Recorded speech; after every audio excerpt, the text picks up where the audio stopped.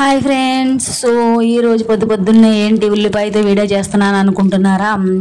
మనం నార్మల్గా ఏ కర్రీ చేసినా అసలు ఉల్లిపాయలు లేకుండా ఏ కూర కూడా వండలేము. వండినా అది అంత టేస్ట్ అని అనిపించదు కదా.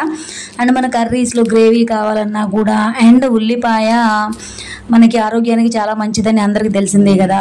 ఉల్లి చేసే మేలు తల్లి కూడా చేయదన్న సామెత కూడా ఉంది కదా మనకి. సో అదనమాట.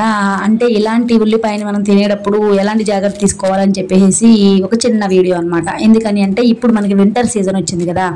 సో వింటర్ సీజన్లో ఎక్కువగా ఉల్లిపాయలు అనేవి ఇలా పైన ఒక తోలు తీయగానే బ్లాక్గా కనిపిస్తాయి అనమాట. సో అలాంటి బ్లాక్గా ఉన్న ఉల్లిపాయలు చాలా అంటే చాలా డేంజర్ అని చెప్తున్నారు. అది తీసుకుంటే ఫుడ్లో విషం అయిపోతుందంట మన బాడీకి.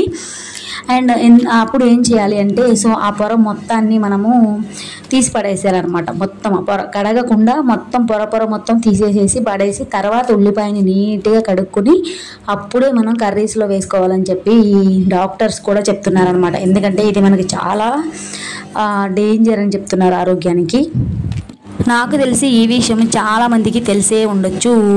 ఒకవేళ తెలియకపోతే మాత్రం సో ఇది ఫాలో అవ్వండి. అండ్ ఎంతమందికి తెలుసో దీని వెనక ఏమైనా రీజన్ ఉందా, అది రీజన్ ఖచ్చితంగా తెలిసిన వాళ్ళు కామెంట్ అయితే చేయండి అనమాట.